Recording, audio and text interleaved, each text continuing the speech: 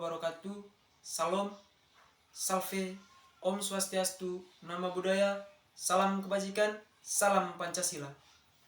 Perkenalkan, nama saya Sebastian Suratu Aryana dengan NIM 2201070087, semester 3, mahasiswa Universitas Nusa Cendana, program studi Pendidikan Pancasila dan Kewarganegaraan, Fakultas Keguruan dan Ilmu Pendidikan. Di sini saya akan menyampaikan kampanye tentang pendidikan gender dan kesetaraan gender.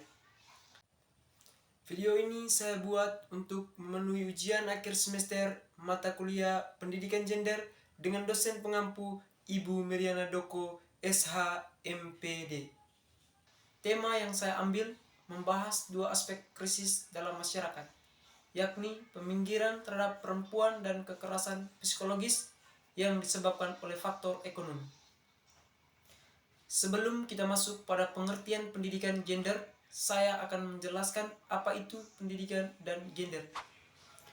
Pendidikan adalah suatu proses pembelajaran dan pengajaran yang bertujuan untuk mengembangkan pengetahuan, keterampilan, dan nilai serta sikap seseorang.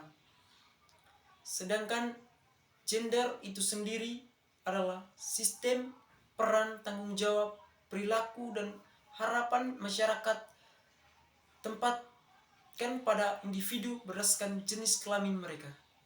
Ini tidak hanya berkaitan dengan perbedaan biologis antara laki-laki dan perempuan, tetapi juga melibatkan aspek-aspek sosial dan budaya yang mempengaruhi bagaimana individu berinteraksi dan berkontribusi dalam masyarakat. Kesetaraan gender menekankan pentingnya memberikan perlakuan yang adil dan setara bagi semua individu tanpa memandang jenis kelamin mereka. Di sini, pendidikan gender dapat disimpulkan bahwa pendidikan gender adalah pendekatan dalam sistem pendidikan menekankan pemahaman dan pengakuan terhadap peran gender serta upaya mencapai kesetaraan gender itu sendiri. Pendidikan ini tidak hanya membahas isu-isu perempuan, tetapi juga melibatkan pemahaman terhadap peran dan konstruksi sosial gender pada umumnya. Dalam pendidikan gender, penting untuk menyadari bahwa peran gender bukan hanya sesuatu yang bersifat bawaan, tetapi dipengaruhi oleh norma-norma sosial dan budaya. Pendidikan ini berusaha mengatasi stereotip dan norma-norma gender yang dapat membatasi perkembangan individu, baik perempuan maupun laki-laki. Selain itu, pendidikan gender juga menekankan pentingnya mencapai kesetaraan gender melalui pendidikan. Ini mencakup upaya untuk mengidentifikasi dan mengatasi ketidaksetaraan yang mungkin terjadi dalam sistem pendidikan, sehingga perempuan dan laki-laki memiliki kesempatan yang setara dalam mengakses, berpartisipasi, dan memanfaatkan pendidikan dengan baik. Pendidikan gender juga mencakup pembangunan kurikulum yang mencerminkan keberagaman peran gender, memasuki kontribusi dan perspektif baik perempuan maupun laki-laki. Tujuannya adalah menciptakan pemahaman, membentuk pola pikir yang lebih baik tentang kompleksitas hubungan gender. Secara menyeluruh, pendidikan gender adalah langkah menuju menciptakan masyarakat yang lebih inklusif dan setara, di mana setiap individu memiliki hak dan tanggung jawab dan peluang yang sama tanpa diskriminasi berdasarkan jenis kelamin. Hal tersebut dapat dipengaruhi karena adanya paham patriarki yang masih melekat dalam kehidupan masyarakat. Pendekatan ini memberikan landasan untuk mengatasi ketidaksetaraan gender dan menciptakan lingkungan belajar yang memberdayakan semua individu mengembangkan potensi mereka dengan sepenuhnya. Kesetaraan gender adalah pilar penting dalam mewujudkan hak-hak asasi manusia dan juga mewujudkan nilai-nilai Pancasila. Dengan memastikan bahwa setiap individu tanpa memandang jenis kelamin memiliki hak dan kewajiban yang setara, kita menghormati prinsip-prinsip kemanusiaan yang mendasari hak asasi manusia. Kesetaraan gender tidak hanya menciptakan lingkungan di mana diskriminasi dihilangkan, tetapi juga mengamankan keadilan sosial sejalan dengan ajaran Pancasila. Sila-sila Pancasila seperti sila kemanusiaan dan persatuan terwujud dalam praktik kesetaraan gender yang memajukan keberagaman dan mengakui hak setiap warga negara. Dengan demikian, melalui kesetaraan gender, kita membangun fondasi yang kokoh untuk masyarakat yang adil, inklusif, dan sesuai dengan nilai-nilai kemanusiaan dan persatuan yang dianut dalam Pancasila.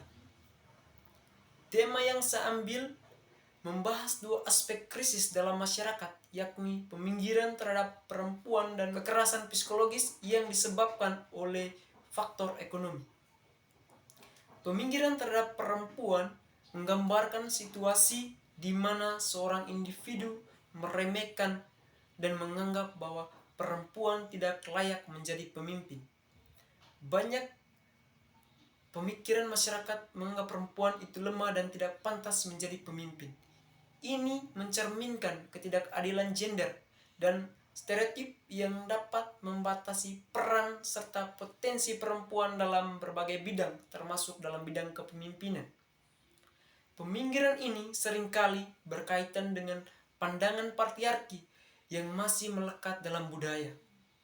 Stereotip dan prasangka terhadap perempuan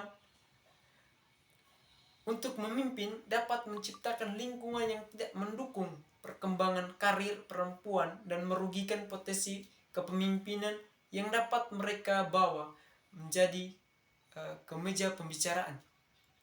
Perempuan tidak mampu menjadi seorang pemimpin. Perempuan adalah kaum lemah, tidak bisa menjalankan visi misi dalam kepemimpinan. Itu adalah pemikiran-pemikiran salah dari segelintir masyarakat. Ketidaksetaraan gender dalam konteks kepemimpinan tidak hanya merugikan perempuan secara pribadi, tetapi juga berdampak pada masyarakat secara keseluruhan. Membatasi perempuan dalam kepemimpinan berarti hilangnya keberagaman, perspektif, dan ide-ide dalam pengambilan keputusan yang kritis untuk kemajuan bersama. Ketidaksetaraan ekonomi juga menjadi faktor pendorong kekerasan, yaitu kekerasan psikologis.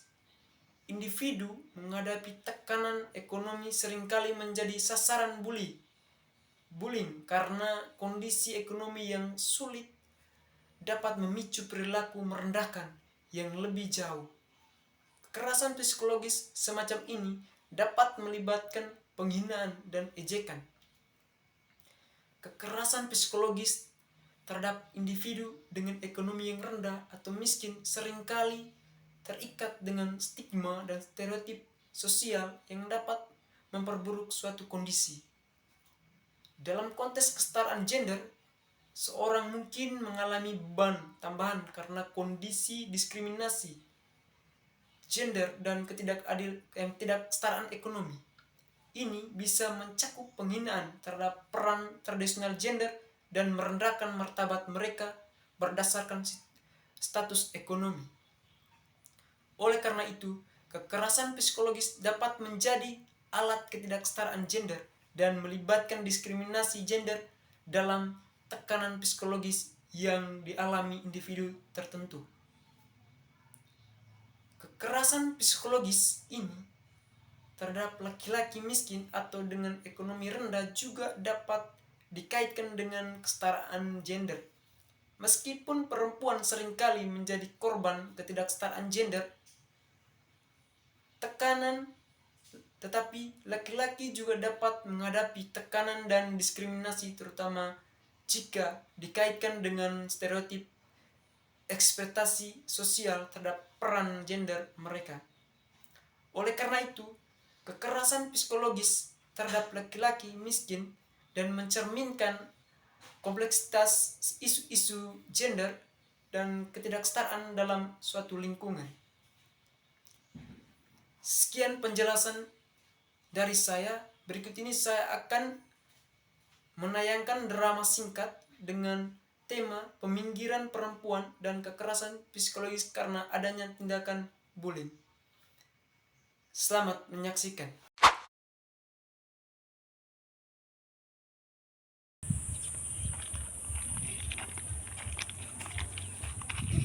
Halo guys. Halo, Ada butuh apa nih? ada duduk sana. Ada yang ingin aku? Soalnya ada le, soalnya orang tua belum kirim uang sana. Aduh, sama juga nih. Ada teman-teman ada rencana kok minggu ini untuk jalan-jalan. Soalnya ada nih, soalnya kuliah tak padat, tambah lagi tugas tak menumpuk di sana ada. Saya ada dengar dari teman-teman kelas, besok ada pemilihan catering kok. Iya, beda. Siapa yang mau jadi calon catering? Beta guys. Apa lu yang mau jadi calon catering? Sudah cocok jadi calon catering. Weh, kok tidak cocok jadi catering? Namanya perempuan tidak bisa jadi pemimpin. Kalian itu cocoknya jadi seksi kebersihan kok, seksi masak kok. Intinya sun cocok perempuan jadi pemimpin. Perempuan itu lemah. Dan jangan berharap jadi pemimpin bagi rakyat. Nanti ujung-ujungnya tidak ada prestasi dan mengundurkan diri. Terus dia cocok jadi pemimpin, malahan dia jadi beban dalam kelas. Dengar Tris dan Gitit. Namanya pemimpin tidak selamanya laki-laki, perempuan juga punya kesempatan yang sama. Jadi kita penegara nih menjunjung HAM. Jangan sosok bawa ham deh. Iya betul nih, nanti ketemu kelas nih, ada perubahan sama sekali. Tidak boleh begitu teman-teman, kita semua tuh harus saling mendukung. Mau laki-laki atau perempuan yang jadi pemimpin tidak masalah. Kita kan belajar kesetaraan gender tuh, pasti teman-teman tahu apa itu kesetaraan gender. Nah, kesetaraan gender tuh salah satunya adalah kita menganggap remeh perempuan. Betul tuh, dengan pendidikan gender, peran dan kesempatan perempuan dan laki-laki itu sama. Jadi stop berpikir seperti itu.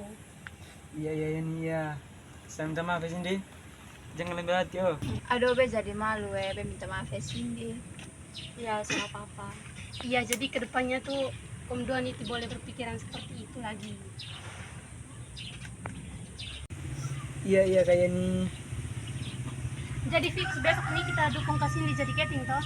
Oke deh. Iya oke deh.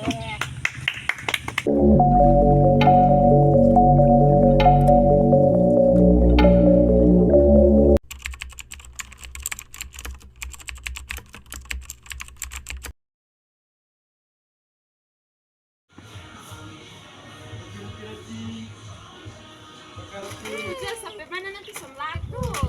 Mahal lah, boleh begitu, orang jual 1.000, kau jual 5.000. Itu yang kemarin jual berapa? Weh, lu mari dong. Udah, kembali di sini kah? Satu di sini kah? Kelas apa? Kelas C. Kelas C. Ini bisa kelas kita. Iya. Kuliah di sini. Kenapa datang di baju di sini? Ya, ada tikus. Itu kata sebelum kalau mana nah. Ini Sansa kuliah di sini ya, 10 tahun. Saya memang tidak seperti itu, tapi saya juga memiliki hak untuk menuntut pendidikan di sini kan. Iya, apa lu bilang? Ini tuh sampai pantai kuliah di sini. Terima kasih yang sudah menonton penjelasan dan drama singkat dari saya. Semoga materi pendidikan gender dan kesetaraan gender yang telah saya sampaikan dapat membuka wawasan, merancang pemikiran kritis, dan menginspirasi tindakan positif untuk membangun masyarakat yang lebih inklusif dan setara bagi semua individu. Tolak ketidakadilan gender, satukan suara demi kesetaraan sejalan dengan nilai-nilai leluhur Pancasila. Salam Pancasila.